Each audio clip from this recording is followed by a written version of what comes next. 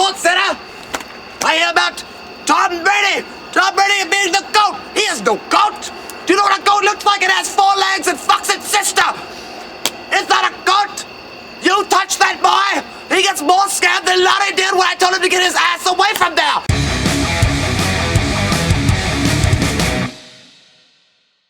Hey guys, welcome back to We Watch Movie. I'm Mike, he's Jay, that's fucking Freddy. We're on a fucking couch. Why aren't you here? It feels weird and dark inside. Well, it's not really a couch, but there's like cushions. I feel like I'm on a... So here's the deal. You guys might notice that there wasn't a Michael Myers, Dr. Loomis trailer reaction to this. And what we're trying to do is maybe seep this through a little bit cleaner. What we're going to do is we're going to have Jason and Loomis react to the Michael Myers videos once we get to Halloween, this Halloween horror month. And we're going to make it up to you for not... because we just didn't want to overdo it too much. But wait! There's more!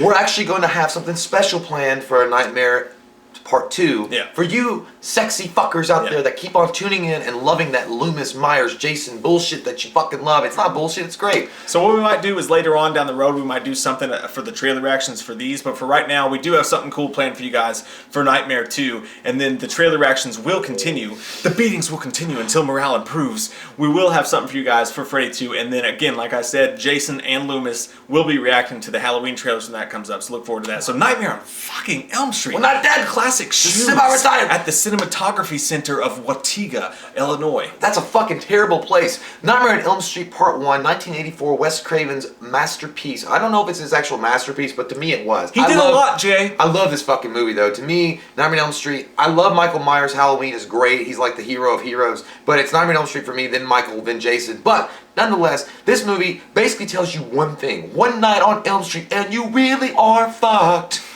It defined, like, in the 80s, it defined, like, why you should fucking buy, like, coffee pots, make friends with it.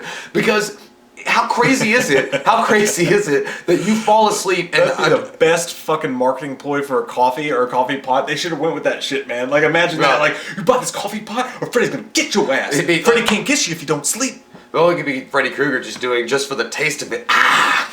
Vultures. But anyway, look, the idea that a serial killer that's all burnt up and nasty can get you while you sleep is fucking genius. Like, that is such a great idea for a boogeyman, and that's exactly what Wes Craven went with. And not to mention the fact that it was based kind of loosely on a real thing that he experienced. Yeah. Because in the California, he said, I think that some kid had actually died in his sleep. It only affected South Korean men, I think, or something like that. And the fact that, you know, the parents had made him go to sleep after a while, maybe dripped him with like some fucking sleeping pills, he screamed and thrashed around in his sleep and he died instantly when he hit the floor. Like something was chasing him. There's several stories behind that too. There's also the story that there was this dude outside of his window. I think the guy just died because he had a pop quiz the next day and he just wasn't ready. There was also these guys that came over and they were complaining about a bad dream they had and they refused to sleep, and then when they went to sleep they would die. There's several stories going around. There's also a story that when Freddy Krueger, he got the idea because when he was a young boy, he looked out his window and saw a dude wearing, like, I don't know if it was that sweater. I can't remember. No, he said the guy didn't have the sweater on, but he said he was a bum and he had like burnt, you know, he was burnt and he was wearing a cowboy hat. But he said, you know, that dude just wanted a Sancho. Yeah, Wes Craven. No, he said he wanted more than a Sancho. Wes Craven was 7 years old, like peeking out, you know, over the banister, looking down at the street level of this guy. And he just said he stared up at him, and he said, you know, he ducked down and he waited like 10 minutes. And he looked back over, and the guy was going. He was still staring at him. And he said the guy made a move towards his apartment building and he heard the door open and somebody was coming back out and the guy ran off. But he said it's like this guy, but Wes Craven explained it as this bum was smiling at him when he looked back over the banister as well. Like he was getting off on the fact that he was terrorizing this little boy. Yeah. So the idea behind Freddy Krueger came from that. And actually Fred was, or Freddy was the name of its childhood bully. So fuck you, childhood bully. You got yours. And another thing on top of that, let's knock this baby out of the bed really fucking quick. There's the whole thing about Freddy being a child molester. This is where it comes into play. Originally, the script was written with Freddy as a child molester, but then they decided because there was this big case going on in California at the time, they didn't want to. Nobody wants to, you know, profit on. It was too sensitive. Fucked up shit like that. So he actually decided not to they made Freddy a child murderer in this movie, not a child molester. So it's a little bit better. People will say that Freddy was a child molester, but actually, technically, he's not. And I prefer him not to be. I get it, but the whole issue that comes into play with that is that later on in the later Freddy movies, when Robert Englund and Freddy Krueger got famous and everybody loved him and the movies were shit, but Freddy was fun to watch, people were rooting for him. So if you interject that in, no one's going to root for a disgusting fucking child molester. So it actually works better in that regard. But in the remake, they did tie into that. Well, we'll get to that. It's such a weird juxtaposition of the whole character itself. But anyway, so let's go into 1984's Nightmare on Elm Street. Not think about that little guy. Fuck that little guy. Let's just put that little guy. So Freddy Krueger, what we go with is it takes place with Nancy and her group of friends called Glenn. Johnny Depp, what's up? Rod. His debut as an actor. Up yours with a twirling lawnmower. I like Rod, dude. Rod's cool. And then Tina. And they're all having these dreams about a scary booger man that's been fucking playing near the furnace. You got that with these knife fingers and trying to kill him. The very beginning of this movie, I got excited too the first time. You always swallow, okay? Just make sure you remember that. But the thing I like the beginning of the movie. To me, the beginning of the movie is so cool because they show this dirty, gritty kind of entrance, and you see Freddy making the glove and sawing it down, and then putting his hand in, and just the way it's shot, it's the beginnings of a classic. Yeah, it's so like I don't know. I mean, I'm not gonna say Texas Chainsaw Massacre, but it does have that weird grindhouse. It's got that weird dream-like state in it that makes you feel weird. And even when you get to see the dreams that these kids are having and you get to go along with them while they're having these dreams, it still always puts you in a position you're like, oh my god, I forgot to change my underwear, because you're like, there's a fucking lamb, there's weird teeth, what the fuck. It really was like a dream, like you dream weird shit like in a dream, like maybe a fucking sunflower seed talking to you and you're like, why are you there? But I don't know, but you might be good. But then Freddy comes down and scrapes the boiler room rail.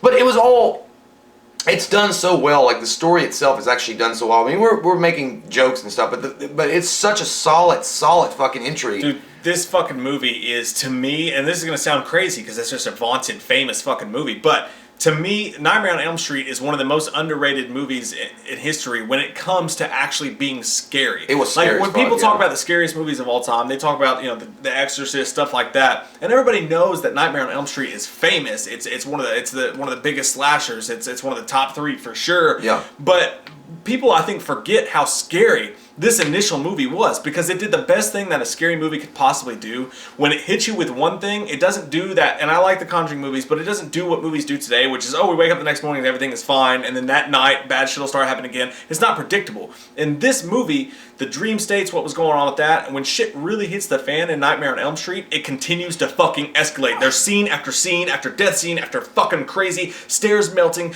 goddamn people being dragged down hallways. Oh my god! It's non-stop coming at your I hated college with fucked up shit. And this is one of the scariest movies. Not famous, most scariest movies I've ever seen in my fucking life. It definitely has the chills and thrills to keep your butthole puckered for most of the film. Especially if you're going to watch this in the theater. You imagine going in '84 and watching this and not really knowing what you're getting into. Non-stop. But oh my god, Ma, I got to fucking come home because I'm scared. It definitely would be one of those movies that you would think about after you're leaving the theater, like, I can't fall asleep tonight. No. I guess I'm going to be fucking. And that's the quintessential part about the whole thing. It's a genius fucking idea because no one can fight sleep. Everyone has to fucking sleep. And when you're doing something, it's inevitable. Freddy's going to get your fucking ass because you have got to sleep at some point. Yeah. There's that, and then they do something genius where they take teenagers and they take this suburban area and they tie it into where, this shit's so crazy and it sounds so batshit and nobody believes kids anyways. So you've got this feeling of, it's inevitable, I'm going to fall asleep, he's going to haunt me in my dreams, and at the same time, my parents, my teachers, my friends, nobody fucking believes me, nobody takes me seriously because I'm a teenager, and it's almost this feeling of abandonment on top of what's happening to you, and it makes it, because when you're a teenager, man, the fact of you always have your parents or whatever for protection, at least when you're a young kid, and this, it was almost like the parents abandoning their kids because what they're saying is so crazy, and it just adds to the truth. On their side, it would be fucking crazy. Right, that's what makes it so scary. Until they say, I'm gonna get there. It's gonna fuck you in the biscuits. God, in your fucking biscuits. Did you have butter on it? Because it's gonna be. Better get that goddamn safe gravy. Anyway, your gravy better be safe. Get out of my dreams and get into my car. I like that. But anyway, That's what I would have told Freddy, and then he would be like, no. So, okay, so let's get into the whole Nancy situation. Nancy is living at the iconic Freddy house, but we don't know it's the iconic Freddy house yet because it's the first movie. She's having these dreams, and so is everybody else around her. Tina especially. It really focuses on Tina at first, and it actually kind of like leads you around astray because you think that Tina might be the hero because in a way you think that okay, well she's the first girl they show and she survived it and she's like letting everybody else know about it and they're not really kind of believing her. You think that okay, well maybe Tina might be the one, but then Nancy comes along with her fucking book smartness and she's like, no, I believe it too because we're here for Tina. Yeah, and oh god, I've been so mad at John. He's like, bitch, I will be Captain Jack Sparrow one day. You have no idea. That's a fucked up moment in life.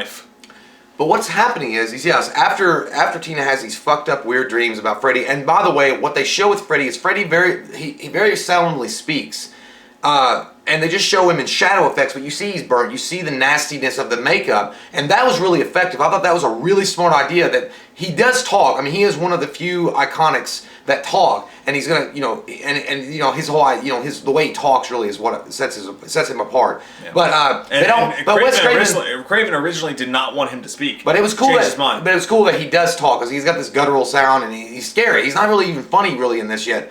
But the fact that he hides in shadow and you only see parts and bits of him, and he like pokes around, it was scary. And what we find later on is that when Tina explains this to Glenn and Rod and to Nancy, they all pretty much correlate the fact that they're having the same dream, except for Glenn and Rod because they're dudes and they're not going to talk about it. And it's a revelation for the audience as well, which adds to this creepy fucking rising of fear and scares going on because you're like, oh shit, they've all had the same dream. That's creepy as fuck. We're all gonna die. Yeah. Someone make me a hot pancake. Pancakes, hot. Only way to get through. Lots of breakfast food talk on this episode. Yeah, so shout out to Tina's had a hard night. She's had hard nights, and they've decided Nancy and Glenn to go over to her house and chill with her for a while and get her through bullshit. Well, while doing that, they all come to the realization again, like they've already come to this realization, but it really comes to that point when they say, okay, we've all had the same dream. Rod comes over, and Rod's like a fucking dumbass, not like, I don't know what I was going to, like a bad boy kind of guy in the 80s. He's Judd Nelson in Breakfast Club. Yeah, he just doesn't care about anything. Yeah, he's like, will you, bro? Because I'll kill you. So, but he's like, he is like Judd Nelson from Breakfast Club, and he comes over to basically fuck Tina. He wants to fuck Tina, and he doesn't want to. Mom home? He doesn't want to talk about. Not home. But he takes Tina in there to fuck her, and while he's fucking her, it must have been good. Poor Johnny Depp. Yeah, like I was gonna say, man. You never say that again in your life. No, he gets everything. That's what happened. That moment, he was like, never fucking again. Yeah, he's like, no more Heather Langenkamp for me. God damn it. He was like, I just want to touch your boob. I want to touch your temple. I want to go around your temple. And I want to have some fun with it. It was the worst scene, dude. And then she's like, we're here for Tina. Yeah, they go inside to have sex, and he's like, he's being the good guy. He's here. He's there for a friend or whatever. And so far up to this point, it's all been PG. Like PG fun. Like we're gonna prank my mom and call her on the boombox. I was thinking about the Exorcist. That's another fun thing too. When you watch Scream and you watch this, there's a lot of tie-ins to it, like the window scene specifically. But you feel so fucking bad for Johnny Depp's character because he's being a good guy. He's not an asshole like Rod. But then Rod and her go upstairs to have loud. No one's sex is that loud and lasts for that long, by the way. I've heard it once before and it was weird, but it's strange, especially not in high school. Yeah. That point aside, sexual pleasure lasting as long as it does and being as loud as it does inside. Everyone's different. But he just wanted to give her a kiss. He was like, maybe. Well, no, he wanted more. He was like, good for him. Yeah, Tina's obviously flaky as fuck, and she's like, I'm so scared of this dream, but now that he's here, and even though I'm scared of him, I'm gonna go upstairs and have sex with him. Will you guys please hang out downstairs? And then Heather Langenkamp's character is like, we can't be doing that. We're here for Tina. Well, here's the problem. I'm Johnny Depp. I'm like, Tina is fucking flaky as shit. I was like, Tina's upstairs having sex. Listen, hot sex. Nancy, what's your friend fucking Becky's number? Because you're really a drag bitch. Because at that point, because he even lay on the couch, and Heather Langenkamp goes upstairs to sleep in Tina's fucking room, and while poor Johnny's he's listening to it, I'm like, why couldn't you all fuck? I don't understand, but whatever. Okay, that happened. Or at least some heavy rubbing. But then during all this is going on, we actually get two scenes on the back end of this that are really iconic and really cool. We've tried to build us something here when Heather Langenkamp is sleeping, when Nancy's sleeping in Tina's bed, and the crucifix pops off the wall, you get fucking Freddy T-1000 his face through the wall, like, whoa. Hot shout out. I don't know. Hot shout out. Hot shout out. Hot shout out. Hot takes part 1. Shout out to my wife, by the way, who helped me build this thing today. Yeah, so you see this fucking iconic thing coming out of the fucking wall, which is great. It was an amazing scene. And it was really cool to see that in '84 because the effects weren't there, but it looked really, really good and effective.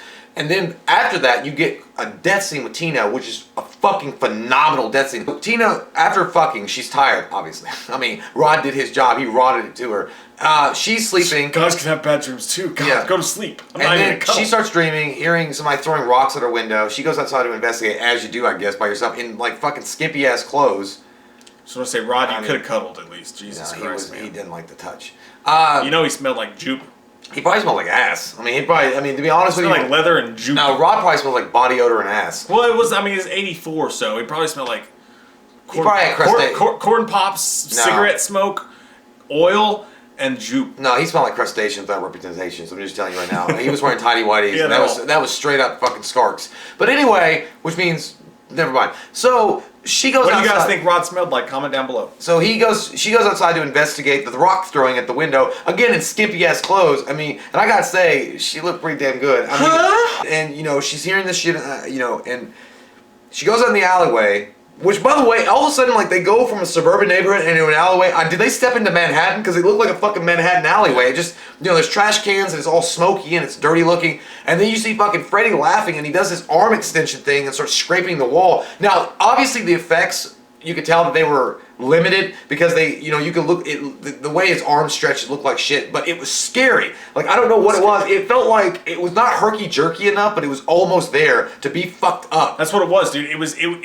was a little bit low budget, and it did look kind of fake, but at the same time, it's one of those weird scenarios where it fucking just adds to it. It makes it feel realistic. The camera, and the entire movie, the camera is a little bit shaky, it's a little bit low budget looking, but at the same time, the next scene you have, he's cutting off his own fucking fingers. Well, I was going to say green shit. I did think it was funny when he was running down the street after because he was like, I mean, because he looked like a midget. Like, he looked really short running down the street, and I guess that was the angle of the shot, but it just didn't look like as scary. But when he steps out of the tree and he starts cutting, that was scary. And then he jumps on top of her, and he's gonna fucking murder her.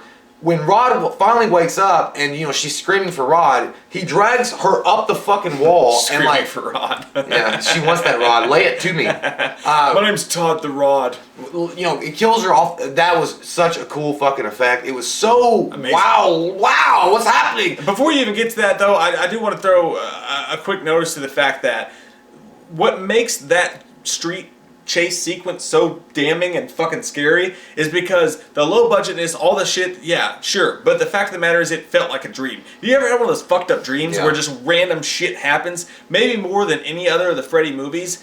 When these movies really succeed in scares, it's when they give you that strange dark area, that gray area of this feels like a dream where anything could happen and things are just really fucked up and backwards and don't make sense. And that's the most scary shit that you can crack out of the fucking egg of this franchise. And that was one of those moments. But the next scene is that was a phenomenal scene that everybody remembers. Her being dragged up the fucking wall and then killed on the ceiling and then falling into a pile of blood and then splashing Rod's face and Rod like, I'm gonna fucking kill you, because that's what Glenn and perfect. I think the only part that kind of detracted it from me is when Nancy's upstairs trying to open the door and then Glenn runs up. She's like, you scared the shit out of me, and they just had this low key conversation really quick about how he scared her. I'm like, bitch, just open the door. Like, your friend's dying and you can hear Rod clearly screaming at somebody. They finally break the door down and they see all this blood and the window's open and Rod's gone. Cops show up, Nancy's dad. He doesn't believe any fucking thing she has to say. John Saxon is a motherfucking badass. John Saxon is a beast. Awesome. He's one of the best actors in this entire He should have taken over Unsolved Mysteries.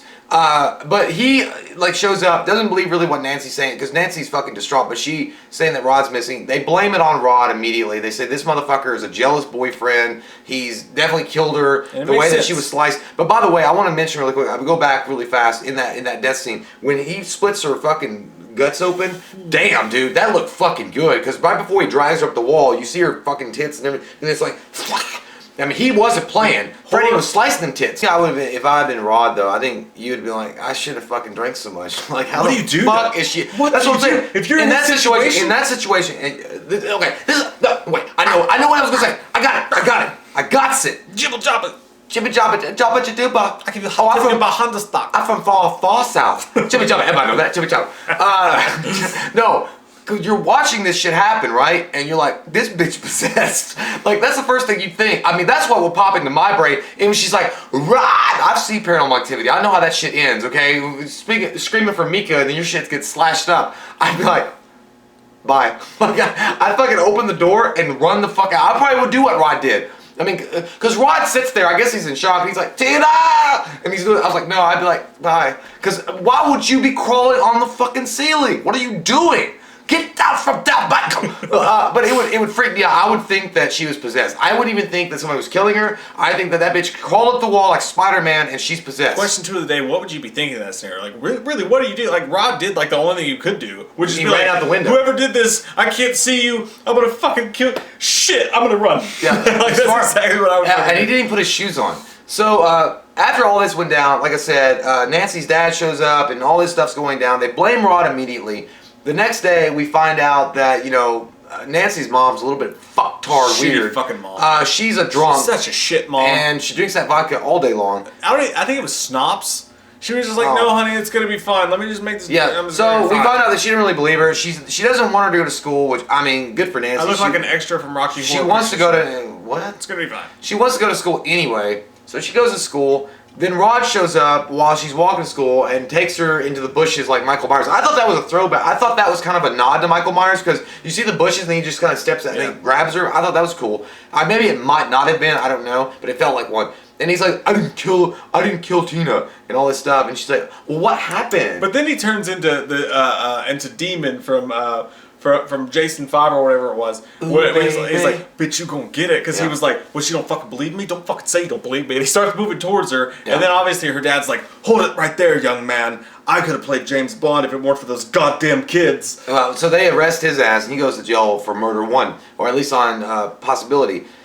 Nancy continues her way to school and she's like, you used me, daddy. I mean, if I've been Johnson, it's like, get the fuck over it. I'll get you a goddamn gift card to Fazoli's tomorrow. But anyway, John Saxon, like, you want some lasagna, little bitch? He's badass, dude. John Saxon really played this part so well. And anyway, she goes on to school. Get you that sampler. It's a big day. You like that spaghetti? It's a big day at the Langenkamp house. So anyhow, she goes to school and she's sitting there in the class and she's falling asleep. And by the way, it's fine. You know how many breadsticks you fucking want? Unlimited breadsticks. But who's the teacher? Bob Chase. She played in what was it? Insidious. Lynn Shay. His sister, and by the way, I know I said a long time ago his wife. I meant his sister. I'm sorry. Okay, fuck it. But it's his sister, Lynn Shay. I don't even know what you're talking about. In one of the videos. Yeah. But anyhow, sure. Lynn Shay's in it. That was cool. And Bob Shay was the one that produced the film. But anyhow, Nancy sleeps. She falls asleep, and then this one guy was like, "No one will remember your name."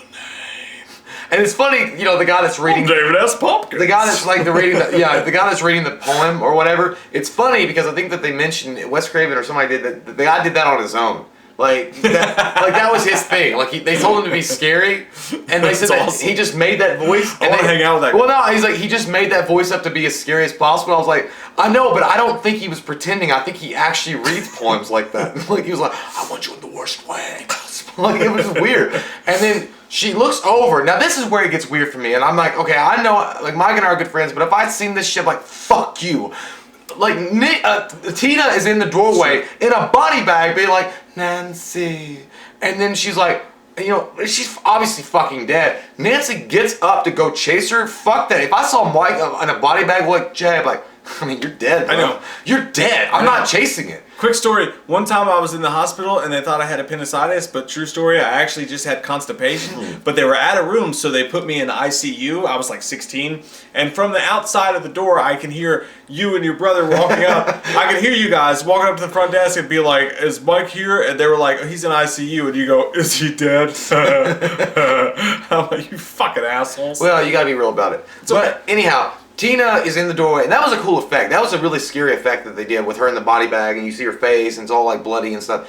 And so Nancy runs out of the room, as you do, I guess, to chase after her friend in a body bag, because she's probably still alive, right? You pass! Yeah, you're not alive, bitch. You're in a body bag, and you just chase after a corpse. But she goes out in the hallway, and she runs into this one chick, And she's like, hey! And then she was like, I'm sorry, or whatever. And then she's like, where's your hall pass? She's like, fuck your hall pass. And she's like, no, running in the halls. I'm like, and it was Freddy, obviously, because she, the red and green sweater. And that part looked kind of cheap. Yeah, but it was alright. It was kind of scary. I mean, I'm sure it was scary in the theater because it was a jump scare. Yeah. And she runs down, finds the basement. She sees the body keep dinging. She follows this bitch all the way into a boiler room. I mean, first off, chasing a corpse. Bad happens in a boiler. Chasing a corpse down the hallway should be enough. Y'all making hot dogs? Like, you could be like running down the hallway, like, okay, I might just do this because I'm trying to be a friend. And then as soon as it goes down the steps, ballparks or Somerville? I'm like, hey, man, it's a big question. Ballparks. I just need to know. I like ballparks, but I'll show up. She runs into the fucking basement, and that's when she's introduced to Freddy. And we go from there. I mean, Freddy at this point becomes really fascinated with Nancy. I always felt like Freddy was super fascinated with Nancy more than any of the other people on Elm Street ever. I don't know why. I guess because he felt like she was some kind of challenge to him. Like she had a really strong will. And I think that Wes Craven actually explained that a little bit more in a documentary that he did. But anyhow, she burns herself on a fucking pipe to get out of it. But again, I want to talk about how scary Freddy is. Again, they don't show much of Freddy. You don't see him full on. You don't see him full flavor yet. You just see parts of him. Yeah. And he does talk a little bit, but it's not like, it's not like welcome to prime time, bitch time. It's just fucking like, I'm gonna fucking gut you and shit, like almost like Scream. And then she burns herself on the fucking... Well, what she does, she burns herself on the boiler room part, and then she wakes up screaming in class, which I've done that before too, especially when I know that I failed a test and I fell asleep. But and then she... No, that's when you ate that school pepperoni pizza and you realized you had to take a dump. Oh no, our high school didn't have doors on the bathroom, so you couldn't shit there. You had to call your mom and be like, Mom, I really gotta take a dump. It was like prison. We were in a prison high school. That happened to me one time. No, but remember those square pizzas? Those things would make you take a dump. They would instantly. But they were good. They were weird good. Dude, they were weird good. You go to Save-A-Lot or you go to one of those cheap ass stores, you could find them like in loads. Those are good. They'll fuck you up. They're good. But no, one time I fell asleep in history class and they made us push our desks together, so we had like 4 desks pushed together. Yeah. And I fell asleep and it was good sleep. And then the bell rang and I woke up and I didn't think about it and I just stood up. And everybody was getting their backpacks shaking around, and I just stood up and tried to leave too, but my legs were completely asleep. So I literally just went. And they went, and fell over into a whole table of chairs, and everybody laughed at me, so I know what that's like. But she wakes up screaming like a fucking bitch. I didn't do that. I didn't wake up screaming like, well, not screaming like her, but have you ever done that thing when you fell asleep in a class and you wake up because you jerk? You're like, yeah. And then, I also used to get a boner at 11 o'clock every day in middle school. I still get them. I don't know why. I still get them. I can't remember. 12:30 every day. Bitch teacher. Come on. There was no one even attractive, but 11 o'clock boners every day. What we find out with Nancy though is that she looks at her arm and she sees the red mark on her, and so we realize that what happens in your dreams happens in real life. Fear. Yeah. So inopportune boners. Yeah. So anyhow, I don't want to go over every single fucking thing because there's a lot of minute details that we could discuss. But this review will be like 80 minutes long. But what I want to say is that eventually things go on, and she fully on believes that Rod didn't lie and that there is this man killing him in the dreams. And there is a part like where Glenn, her boyfriend Johnny Depp is talking to her about how these monks, are able to control their dreams and they just turn their back on the boogeyman to take power away from it. And so she really starts thinking about this. But Rod gets killed eventually in jail by Freddy.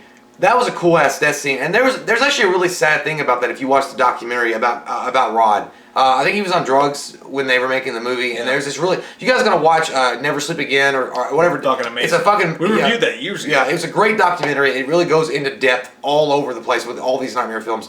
But anyhow, the reason why she sees him being killed is because she calls Glenn and tells him about, okay, listen, I'm gonna go into my dreams and I'm gonna bring this motherfucker out, and then I want you to come over here and stone cold cock him. That's a stupid fucking plan. Well, I would have been her boyfriend after that. But anyway, but Clint's like, yeah, but I would have still been pissed about Tina's fucking party. And that's a weird thing when you talk about these movies. It almost made Freddy a little bit more scary because typically in Friday movies and shit like that, you got like assholes die. Assholes fucking die. You have sex, you die. You do drugs, you die. You're an asshole, you die.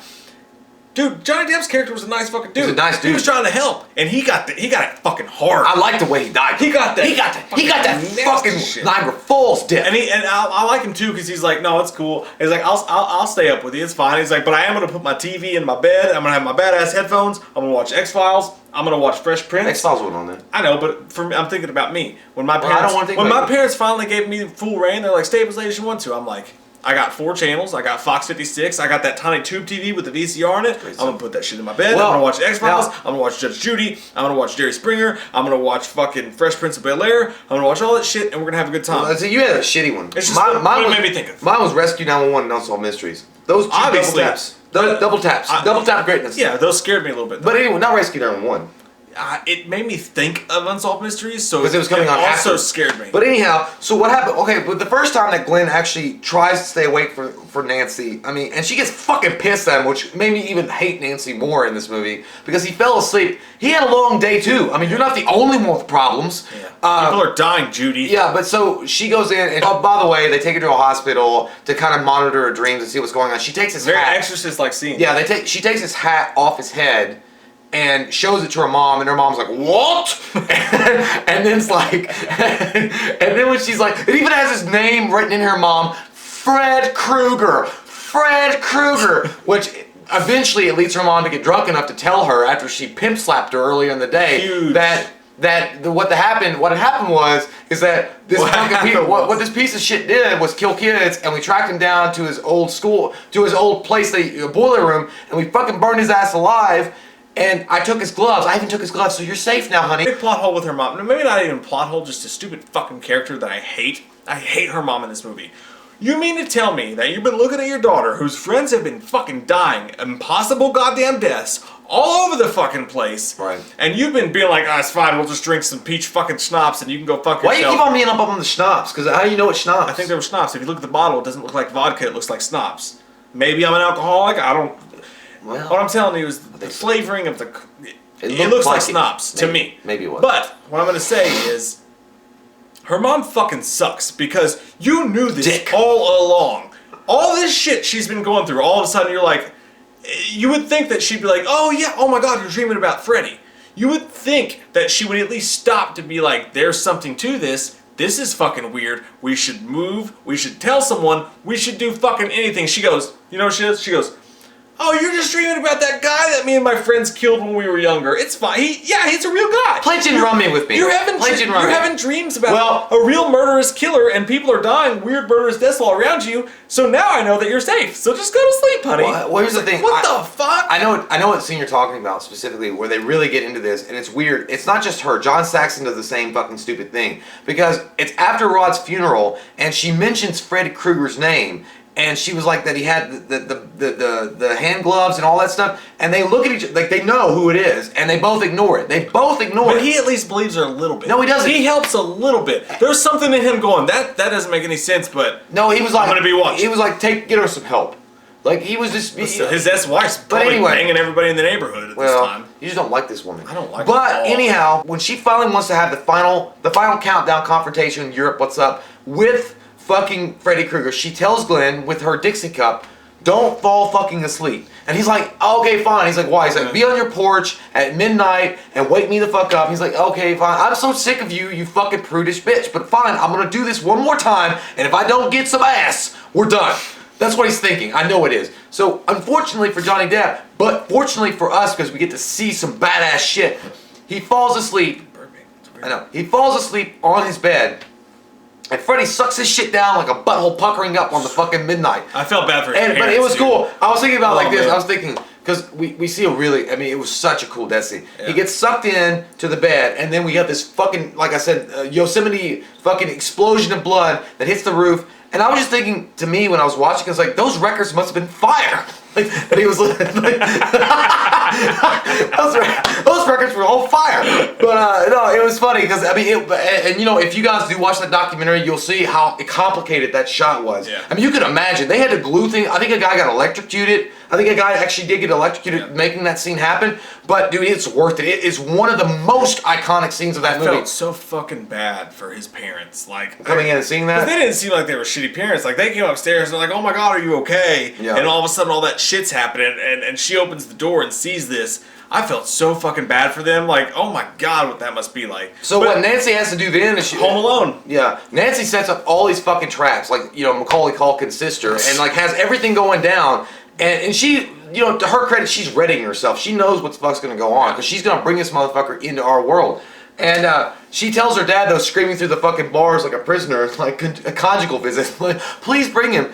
She's like, if something weird happened, no, I'm sorry. She called him on the phone. And that was on him, too. Oh, wait a minute. You know what? She's across the street saying she's in danger, and he's like, I got it. Well, no. This dude's dripping through the ceiling. You're going to be okay for a few minutes. I'll bring you a TV dinner. I want to rewind a minute. Kid Stop. cuisine. Rewind for a second. I also want to bring up the fact that when she called Glenn, I think, when she called Glenn to get him to wake up, you have Freddy going like, he's like, you're my girlfriend now. He's like, cunnilingus. It was weird. That was a cool scene, and she hangs the phone up. But she tells her dad before that, and she's like, if anything weird happens or whatever, and look, I don't like, not that I don't like Heather Langenkamp, I do, and I think that she's a solid actress. Her teeth always come out. But it's something about her that just pissed me off. She always had that fucking, well, I do. Yeah. Something about her just pissed me off. I don't know what it was. We're here for Tina. But she's like, Dad, like, if I fall asleep, I start acting weird. Get over here. I'd be like, go to fucking sleep, bitch. What kind of special cue are you kids taking? Take some citalopram. Boom. But anyhow, he's like, fine, I'm gonna humor her, and he tells the deputies, like, if you see my daughter acting fucking weird, just tell me. And he's like, cool. She goes to sleep, and she brings Freddy out into our world, into the real world. And at first she doesn't think it happened because she grabbed him, whatever, and then she said, well, I guess that was just a dream. Where's my beautiful house? And then Freddy pops. That was a scary scene. I actually didn't expect it coming because when she out of fucking like he pops out on the fucking side of the bed, yeah. and then he's like chasing her around, and then he always pops up like, now let's play some fucking tag. But this is where it got funny to me. I mean, I know it's not, and I'm like, again, like thinking of an '84. Watching it as a first-time viewer, you wouldn't think it was funny. But where she set all these traps up, she locked the door, right? And you're thinking that Freddy Krueger's super desperate, but he can't break the fucking door down. He's like, and she's running around the fucking house, screaming out the window, help me, I got him in here, daddy! And the deputy's like, oh. It took forever. But that's another thing, real quick, I want to put this in here. When you've got some of the scariest moments come from, and you may not even realize this when you're watching it, but I feel like, to me, the reason that some of these moments are so scary is because one of the scariest things that can happen to you in a dream is to feel like you ever had a dream where you feel like you're shouting to someone to stop them, like to help them, and you have no voice? Or like you're trying to get your parents, but they're not there. Like whatever it is in a dream, your dreams almost know your fears because you're like, oh, if I get in a fight and my arms don't move and I just get the shit kicked out of me, you know what I'm saying? Like, or you try to speak to warn someone and your words don't work. For me, the whole idea of your parents not believing you, not listening to you, no one being able to communicate with you what's going on was relayed so well through this that it just unconsciously added such a big fear factor to these movies. And that was one of those moments when she's screaming for her dad to help her, and that fucking guy just took goddamn forever I don't like that guy's face. to get some fucking help. It really felt like that helpless moment in a dream. And it's one of those moments that I feel like goes unnoticed, but it really adds to how scary this movie actually was. I've had those dreams before where I was screaming at us never to go watch The Gallows, but I never go to answer. I actually used to have a dream all the time when I would look out the window to my parents and they'd be out on a date or whatever, and they'd be coming home in my dad's shitty green Taurus, and I would always leave my Ninja Turtles van. You remember the van, the square Ninja Turtles van? That was a great one. I would always leave it out, and I wasn't supposed to, and they would be about to hit it, and I would try to scream at them to tell them no, even though they're going 2 miles an hour. I would be like, no, but I'd have no voice, and then they would hit it, and the car would flip over, and they would die. What the fuck was in that thing, you goddamn fucking psycho? I don't know. Did you go, Splinter? But what I thought was funny, though, is the fact that when Freddy finally breaks the fucking door, because he's been struggling with this bitch forever, she had rigged a sledgehammer above, and hits him with the gun, and he's like, oh. Dude, and his voice is so great, but in that moment, it was so funny. Because he's like, oh. It sounded like Joe Pesci getting hit. He's like, oh. Like, it was funny. And then he runs down the steps, and you can tell that Freddy is just out of his element. He's like, what the fuck is happening? I just want to slice you up. And then she had this like tripwire, and he chips on that bitch. He's like, motherfucker. He's like, I can't get a break right now. I don't know where I am. I don't know what's going on. A little bit in that. They did, but when he runs downstairs and she catches his ass on fire, that was a cool ass scene. It was scary. That looked voice fucking when great. He was like, oh, fuck. Yeah, but there was the scene that made me laugh because it's so like she made fun of. It was like she was making fun of him. He was like looking around the corner like this, like trying to be all sneaky, and she came around the other side. And she's like, "Hey, Freddy!" He's like, "Oh!" He's like, "You found my hiding spot." And And then she throws the gasoline on him and fucking burns his ass. But that scene looked amazing because he tries to walk up the steps. She kicks his ass back down the steps. When I talk about it feeling like a ride that never ends, you would think it'd be over then. But it's not. She goes to run up the stairs, and then you've got that badass just dreamlike fuck me in the face. Yeah. Quick stair step sequence, and then her dad finally shows up. They kick the door down. They go upstairs. Maybe it's over now. Fuck no, it's not. No, says I. No you way. go upstairs, and her shitty fucking mom is in the bed, and she just disappears into a goddamn All water right. bed by Steven Well, he Spikes. was on top of her, choking her. Yeah. And that was a cool, because when he's choking her and he's on fire, you see that she's all fucking skeletal being burned, because she got burned. And then, like, goes down like, a Pink Floyd album. Bad And it's shit, like, man. wow. Shit has sparkles. The fucking roller coaster has gone to a fucking insane point. Where have we gone This to, shit's Jim? like, oh, this is kind of scary, but let's keep going. Let's keep going. Let's keep going. Let's keep going. And the crazy shit just keeps happening. By the time they get to her room, and he's doing that to her, and he's setting her fucking mom on fire right in front of him, and then she disappears into a goddamn waterbed, and John Saxon just watches that shit, and she's like, Dad, I just need a minute, and he just goes, I'm just gonna walk away. I feel like that's actually a natural response. You'd be like, I don't even know how to process this. I'm just gonna go outside. The only thing you can say is, Wilson!